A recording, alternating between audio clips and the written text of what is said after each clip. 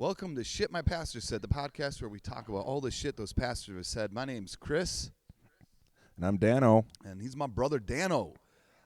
We have a great episode for you today, but before we start, I want to give a shout-out at Neighborhood Church, where I pastor. We did our first art fair where we highlighted and centered queer artists and their work, and it was great. And I was paying for some art. It was this small little clay piece that looked like I don't know, it has like one eye and this ugly teeth. It's hilarious. And when we went to go pay, I recognized the name. I said, "Hey, are we friends on Facebook?" And then we had like a half-hour talk on. They stumbled upon our podcast. They came to our church a while ago, had a really positive experience. But then how the podcast, what they said was, I laugh because it's hilarious of what you're talking about. She goes, and then I need to pause it for a little bit because of the content. Then it's dialing some things up. She goes, then you laugh again, which I loved because that is the whole like vibe that we tried creating this podcast for, that we can use humor as a lens to process traumatic shit. So I just want to say thank you for everyone who's listening. And yeah, secondly, awesome. if you found some meaning or belonging through the work that we're doing, man, fucking hit us up. Send us an email. You can go to our website at shitmypastorsaid.com. And we'd love to get some feedback and hear some stories of how people are finding this word or the stories or the work that we're centering. And the guests. Yeah, call me up at 612 7. There's that humor we're talking about. Okay, so I want to say thanks for everyone who's taking the time to listen. And we got a banger of a topic today, Dano. Yeah. Your volume suddenly went down a little bit, but that's okay. Kris, I was thinking today we could talk about getting screamed at by bosses when it comes down to it. My favorite thing to talk about. Admittedly, Kris and I talk a lot about the differences between the churches that we worked at. I was a staff pastor at a church in Minneapolis. He was a staff pastor at a church in Duluth. In beep. Part of the same denomination or whatever you want to call it. I think you got yelled at more than I did, Kris, and not because of not on even merit. Close. I thought every pastor, every youth pastor got screamed at like twice a week. I thought that was normal. I mean, I think a lot of youth pastors did get screamed at twice a week. Hey, right? hey! I can make fun of youth pastors. You can't. I got screamed at a lot in the last 3 weeks of my employment. And then at that church? Then I wasn't working there anymore. Oh, yeah. Okay. I thought you were talking about your other employment places. I'm like, really? No, well, some. No comment. To be sure. I think we talked about this last week, but something shifted where I was working, where your boss started coaching my boss on a difficult situation and basically gave the advice of, you need to start being the boss, which meant you need to start being the asshole that screams at their staff. Yeah. And that was that didn't work well with me. Here's the first time in my life where I made a decision like I don't want to be a part of getting screamed at. It was 9th grade basketball in Carlton, Minnesota. I remember this. And I won't say his whole name, but my Coach Buzz. You can imagine. No one's going to know who that is, Dano. Well, people from Carlton will, but people from this whole northern Minnesota will. No way, they don't know Buzz. They have a huge business. Okay, we don't. Now you're giving it more away. I remember just being there as a 15-year-old being like 14. I barely like the guys on this team. I barely like playing basketball, and I really don't like being screamed at. So I think I'm done. It was an easy choice. Because who likes I don't appreciate that coaching or management style.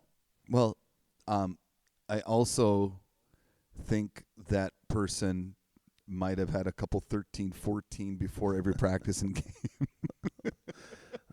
You keep giving it more away. No, than I'm I just am. saying they were running hot no matter what. If you see him, folks, buy him a drink. Buzzy, let's get you on the pod. Honestly, he was just always just on edge and always angry. He didn't look like he even enjoyed being there. He's just like, what the fuck am I doing here? Yeah, exactly. And honestly, I bet he was 20.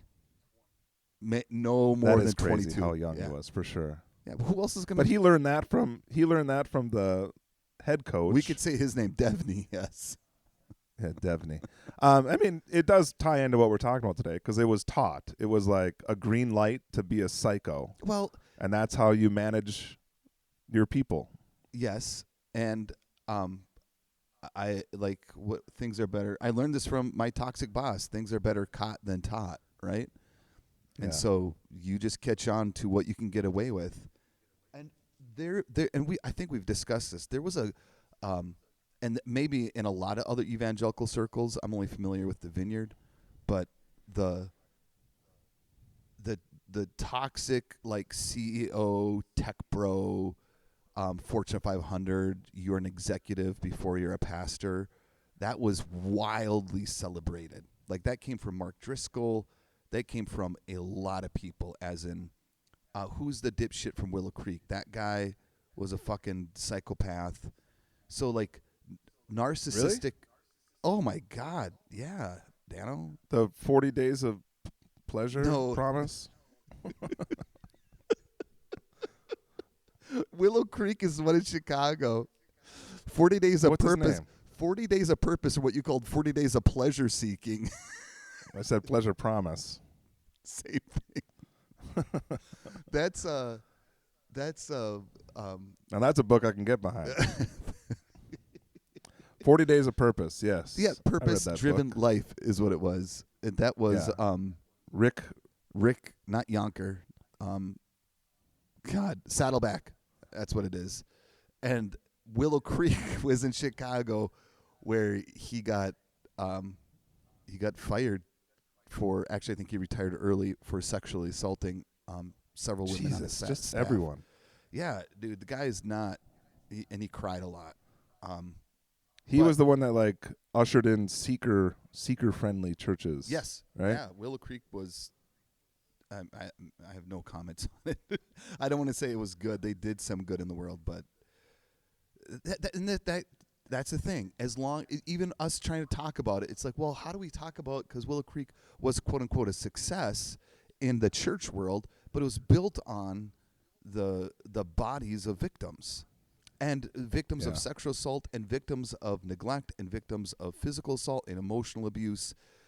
So whenever there's the idea of, well, as long as it works, we can kind of like talk, well, it's problematic to talk about it. And it's not, because it's abuse, it's a systems of power, and it's patriarchal. Because when you're the one getting yelled at by your boss, and then also your boss is saying that they hear from God, and then your boss is saying, look at all the work, look at all the good shit or the good things that God is doing. It's a form of spiritual gaslighting, right? Of, well, don't take the present as the reality. Take the future and the eternity and the culture and the salvations and the soul and the kingdom building. I mean, the amount of times I heard people like, well, we can say their name. People like Pathick and Evanston guy and all these Vineyard male leaders get up, Phil Strout, get up and talk about these rosy glows and like, yeah, it's really hard. And they would speak loosely to the rumors and the culture that was present. And they'd be like, well, yeah, it's hard. It's really hard doing our job. And, but God's winning. And do you remember the shit they'd say, Dano? Like, if you can quit and do something else, go and do it. Do you remember hearing that? Yeah. What do you think they were getting at when they said that? I think it speaks, or the way I interpreted it was like calling. Like you can't get out of this. Like this is if it's in your bones, then it's in your bones. Yep. So like, yeah, if you can, like if your spirit and your existence will allow you to go do something else, you should do it. Which is like such bullshit Yeah. because like of course you can go do something else. Yeah. But it to me as like a young 20 something at the time, it was like, oh, that's awesome. Like I'm called to this, and it's like such a strong calling that I can't even get out of it. So it's kind of like what does weirdly inspiring to me. But what does it give permission for, though? Because you're right. You're saying how It gives permission to treat me like dog shit. because I mean, I it's like- can't do anything about it. I'm called to Yeah, this. exactly. So I guess as the one getting yelled at, I have to figure this shit out. Because I can't bring it up to my boss. Did you? And it's such like a martyrdom thing of like, Oh my I've heard God. like church planners and pastors say like, "Hey man, I tried many times to not be a pastor, Yep. and God kept bringing me back." It's like I'm such a martyr. Which It's is like that's why you should. It's just like, come on. And that is in that level, in that statement, fine, right? I've heard artists say that. I've heard, Sure. but it's it's different from when the individual is saying, if I could do something else, I keep coming back to my passion. Big fan. What I'm not okay with is when the toxic leader says, if you can do something else, Kris, you should go do it, knowing, because I've told them multiple times, I've wanted to do this job since I was a teenager. I believe in this role. I believe in the work that we can collectively do to change and bring transformation out of love. And they take that, and that's why they hire 20-year-olds, and they exploit the shit out of it. Because then it's like, well, it's God's calling, and now it's like permission to. I mean, I don't.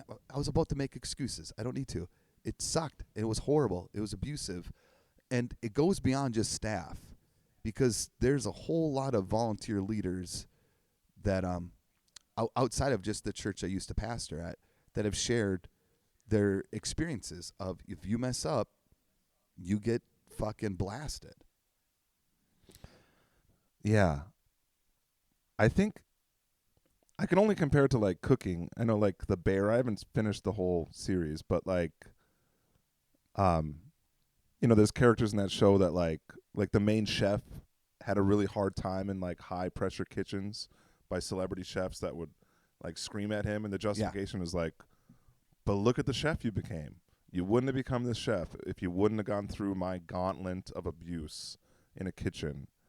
And I think pastors like will play like you said earlier, like, yeah, but 25 people came to Christ this weekend, and 17 families showed up last month, and look at all the good the kingdom is advancing, as if like their fucked up methods are the only way that could happen. You know what I mean? Well, and honestly, when you start believing your own success and you believe that you're called by God and what you're doing is godly, and I think they make it up as they go along. I know for a fact that Michael and Brenda made it up as they went along. They were brilliant in a lot of different ways, but they just threw shit at the wall and see what stuck until it didn't work. Then they would lose their goddamn minds at the rest of the staff. And usually it was other people who came up with the ideas that like helped grow whatever ministry was happening. So it's when you're insulated and you have a bunch of people believing the chef has a magical power, the pastor has this special calling, the dad is a drunk, but what are you going to do about it? They feel like they can get away with whatever they want. And when there's not a system, this is the hard part of when you are the one being yelled at or you're the victim, let's say, and you don't have clear guidelines of how to get help or how to report like who am I going to report the boss to? The board, which he handpicked? Yeah, like churches. Does any church have an HR office? Absolutely. I mean, that sounded stupid coming out, but I guess I've never heard of it. Yeah. In the churches we've been a part of. Yeah, even at the HR person at the church I worked at was the co-senior pastor. Exactly. So yes, there's HR. There are HR directors. That was the same thing with us. Sorry, not us. At the church that I used to work at, the HR person was a volunteer who was also on the board. Yeah, so they're absolutely Compromised. dismissible. They're compromised. Yeah, 1,000%. Yeah. So there's to have reporting structures is not in the best interest of those toxic churches, because then it gives opportunities to expose. I'm in discussion to have a discussion with a church about using non-disclosure agreements. Mhm. And I told them I don't want to talk what's behind the NDA. Like, you can't talk about it. I know you can't talk about, but talk to me about the ethical guidelines that informed why to sign an NDA. What are the biblical guiding principles that help you to do an NDA? And they still can't even talk about it. They're like, well, I need to get permission from the board. I'm like, why? Because it's this insular, like, we have to protect the brand at all costs, which I remember hearing in my 20s of, like, God doesn't need our defense. Like, she's doing pretty good on her own. But when you treat it like a power, you're going to justify anything to keep that power. I mean, somebody told me this a long time ago with exit interviews and just any normal job. It's like, HR exists for the company, man. HR doesn't exist for you. Yep. Don't come at me, HR people. I'm already hearing from Latter-day Saints and Montessori people. Joe Plant, leave us alone. He's got his doctorate in HR. Yeah. We're happy for him. But I think there is something like to that. Like, an NDA certainly is the purest form of that, of just like, this is for protecting not you, dude. Yeah. This is for protecting us. It's protecting money, and that's is tough. what it is. I think like you said, like, this stuff is caught. I remember in the build up to my getting dismissed from the church, stories came to mind as I'm like, man, why are these bosses just being like psychopaths all of a sudden? Like, why are they being so mean and loud and aggressive? And then it's like, oh, like, this is like how Michael is up there.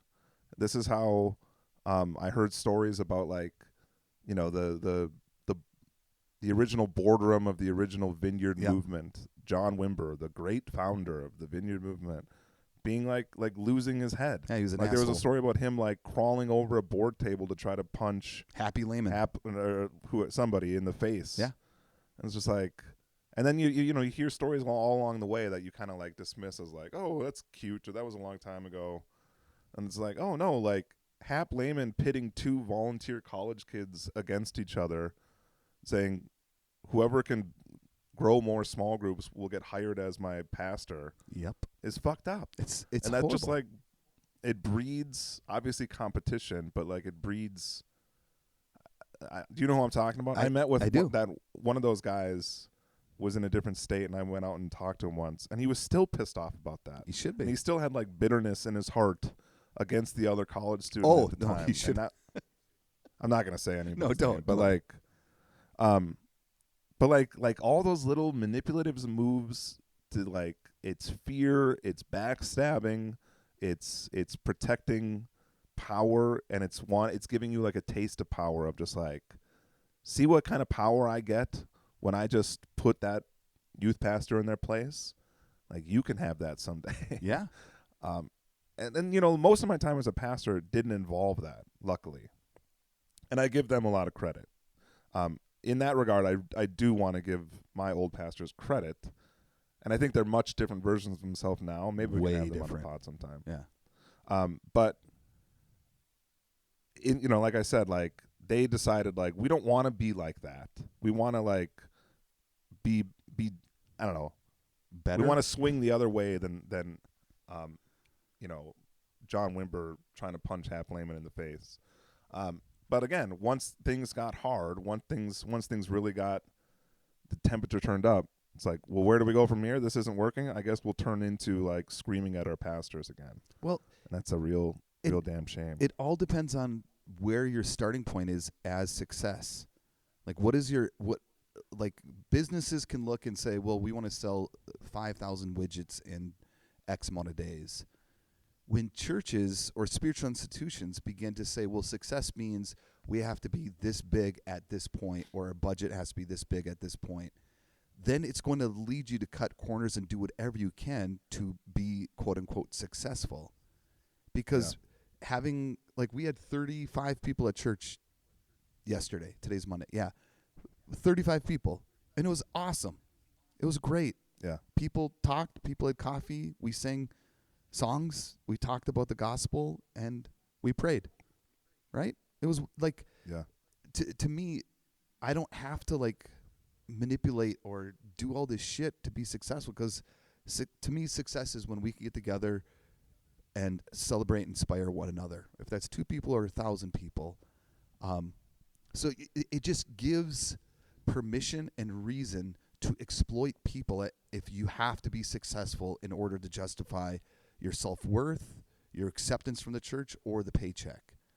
And I believe those kind of pastors could never do like what they would call like unsexy church, because it's not an ego. Right. It's not an ego trip. It's not this slaps in the back. It's vacuuming. It's making coffee, and it's having awkward conversations. And like, you're gonna love this.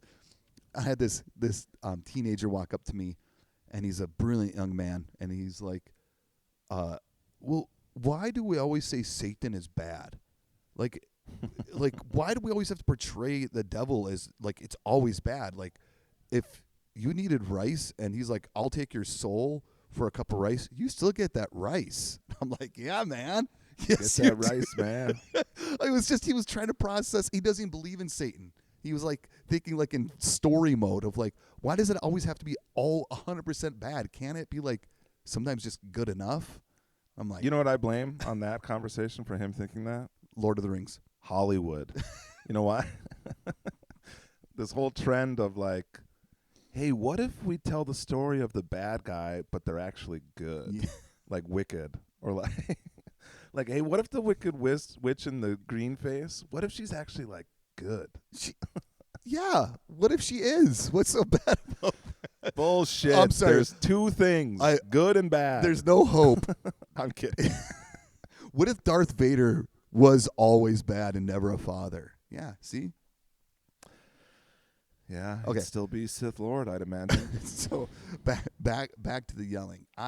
Here's my question. Yeah. Like, I know the answer is probably yes, but does this happen in other industries? Oh, I think it does happen, but I think the difference is, and maybe this is me thinking too small, but like the churches we worked at, I'm sure there's a lot of independent churches or like some small like Baptist church in a small town. You know, I think about driving, through Wisconsin or something. It's like you see these little towns with like one little Baptist church.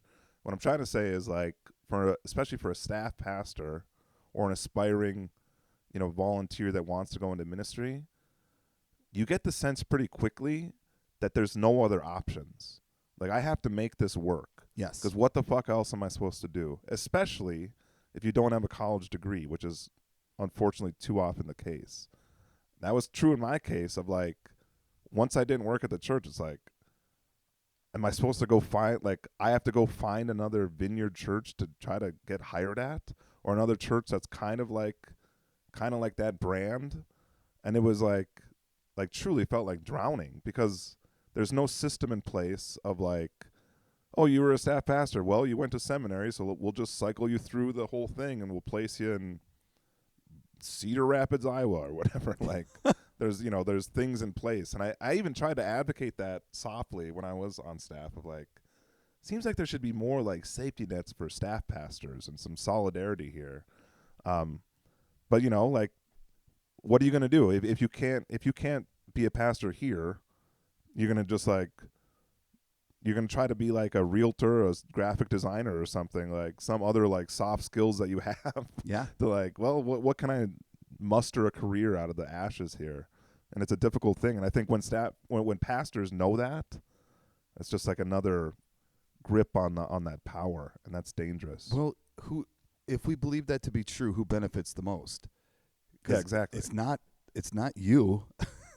Like when you have Certainly wasn't me. When you have a labor force that doesn't require education and you just need enough charisma, then you can exploit the shit. You can underpay it and exploit it, saying, I have 30 other desperate, hungry, college-age people who are wanting to build a career for God.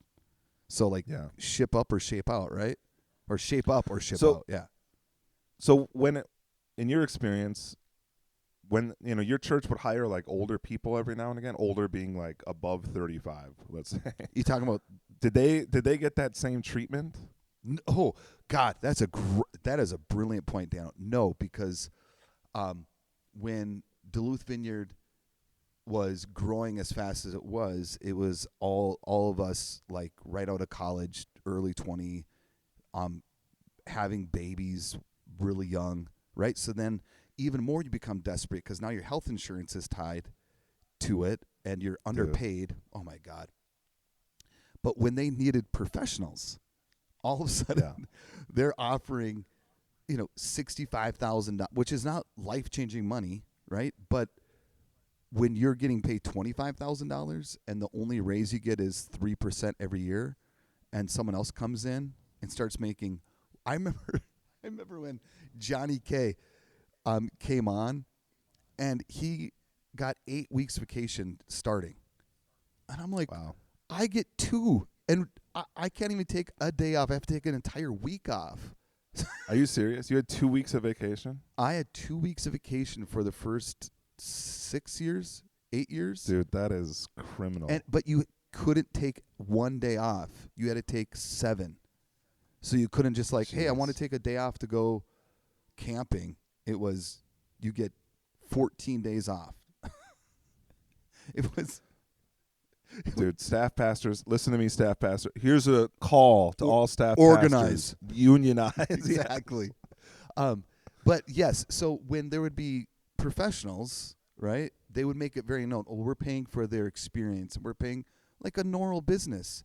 But then they would play two sides of the coin of like, we suddenly want to be a professional organization paying people what they're worth. But then they turn around and say, well, I could think of the worship pastor there who worked there for 10 years and was still vastly underpaid while other people were making more and more money. And they're like, well, we're paying for experience. It's like, well, what the fuck am I been doing for a decade? Yeah, exactly. So it's just, again, it's trying to make sense of things while people are making it up as they go along. Yeah. God, yeah, it's just, it's exploitation and patriarchy. And from what I've heard from other women who've worked in this industry or at that church and other churches as well, is how other men are experiencing the downsides or the pitfalls of patriarchy. And they're saying, yeah, what do you mean? Being exploited. Women have to try fitting into this male-dominated world, and if you perform like a man, then you might get noticed. But if you play, how do we be a good team worker, you just get exploited and you don't get advanced. And so Interesting. this way of your gifting or calling or whatever, your professionalism just being exploited, and the only people who get advanced are people who play that same toxic, patriarchal, win-at-all-cost game. But it's a zero-sum game because no one wins. The church grows. How many times have we seen it? A church that will grow rapidly and people love it to only find out, oh, so the same storyline that's happened thousands of times is being played out again, and we're pretending like we didn't know this was going to happen. Yeah. Yeah.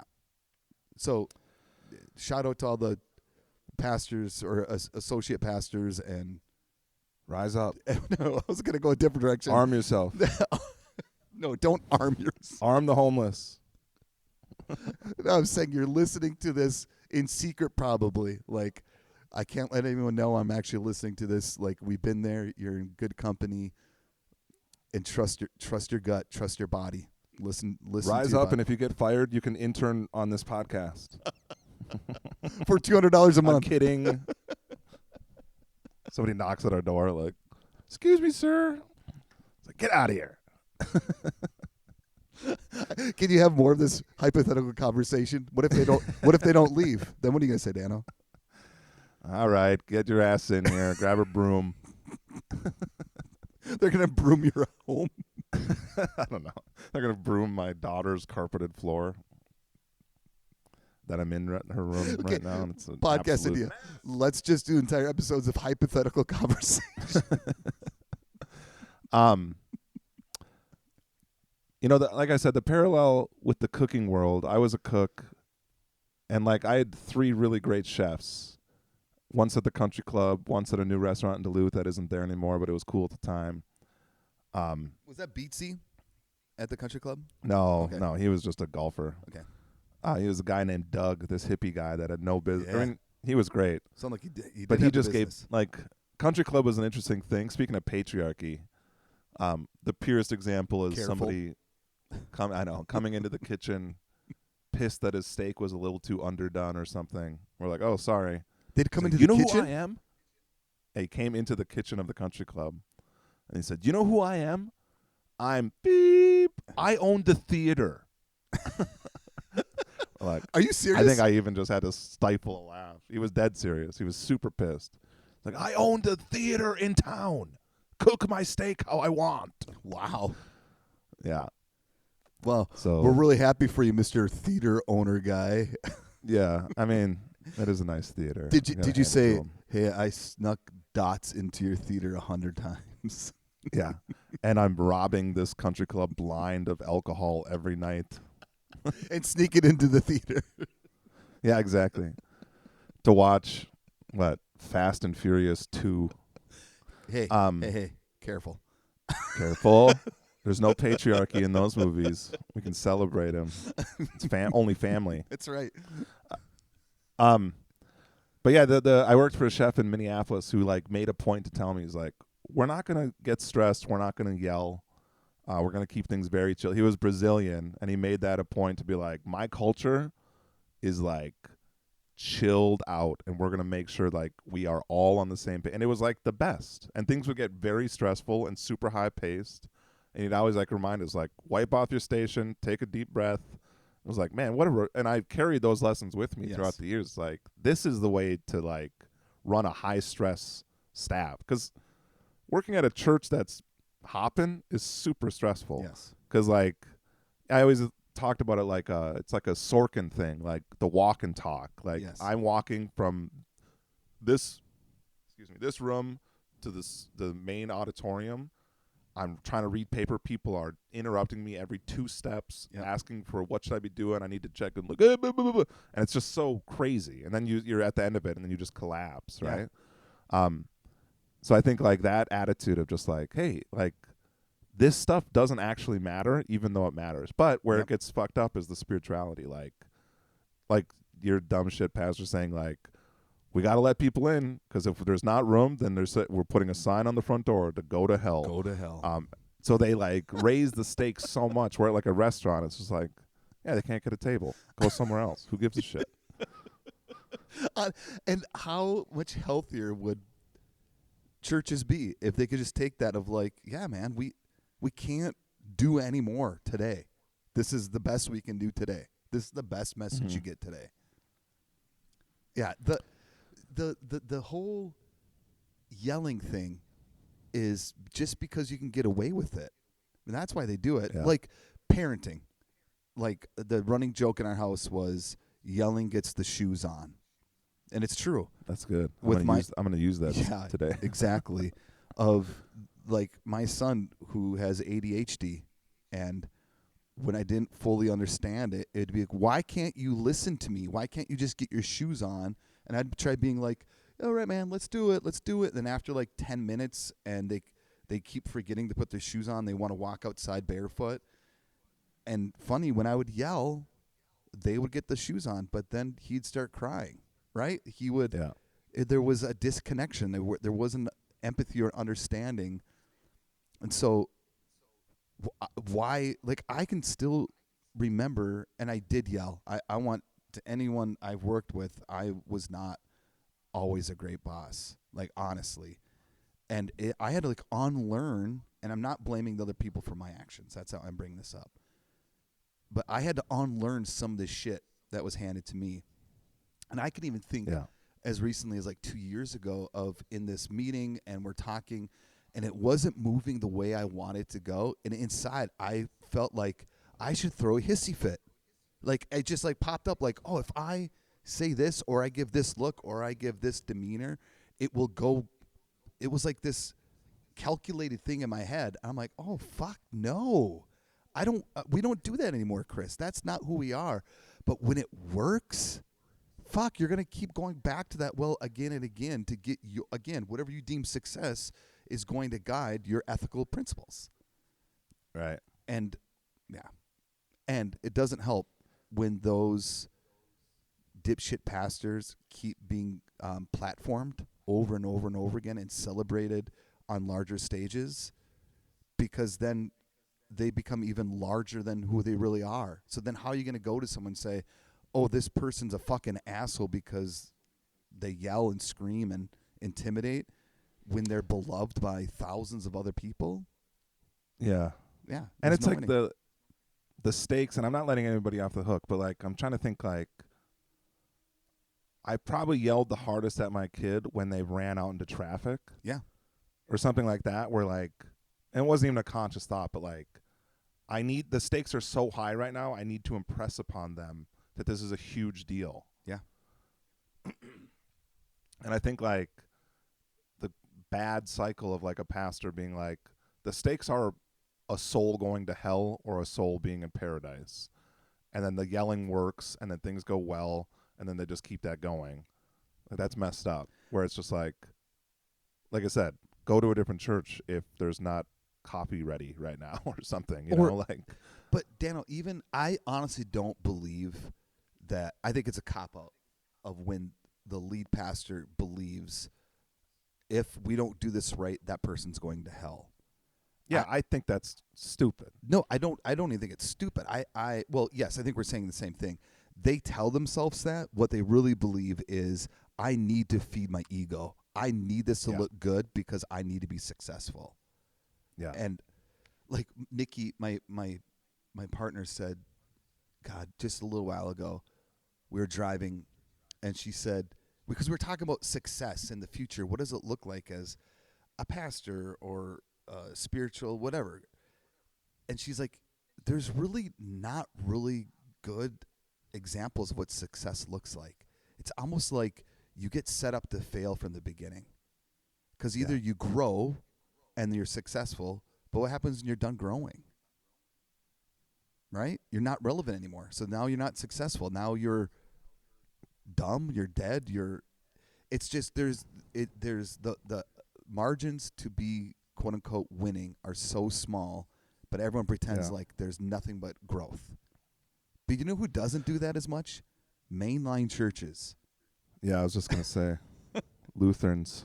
Yeah, because even you said, if I don't have this job, where else can I go? Mainline people, like they tell, like part of some of the ELCA pastors I've known, they told them like, don't become friends with your church. And I'm like, well, why? They're like, because this is your job. Like, you might be here, but you might find a quote unquote calling to another church 3 years down the road. So, and I always felt really cold to me, but now I'm like, oh, that actually prevents any kind of manipulation or spiritual abuse to saying, oh, now we're best friends. Where the model that we were taught was like, you plant with your best friends. Yeah. Dude, that whole like, if you're not growing, you're dying. Yep. That is one big manipulative piece of shit statement, huh? Yeah, then those same people say, well, growth isn't the only indicator of health. It's like bullshit. You're saying that because you're in front of other pastors who aren't growing. Dude, think about like the church you worked at, and I'm not trying to like rosy paint any pictures, but like if they were different, what a good existence they could have been in that old building, somewhat full, keeping that going, happy. You know, like if things could have just been, if they would have got counseling at some point, like doing really good things and keep doing the stupid blessing of the bikes and shit. Like, there was a version of that could have just like existed and been really cool. You know what I mean? But it would never have fed their ego to what they were. Exactly. Yeah. And they learned that, and they drank that Kool-Aid. Well, and they fucked it up. Which is like a shout out to all the thousands and thousands of churches that no one's ever heard of, Yeah, right? truly. That are just like boring old churches that maybe die out because those people stayed friends and a spiritual community until the church had to close. Like, we don't celebrate that enough. I got to watch a church of over 110 years.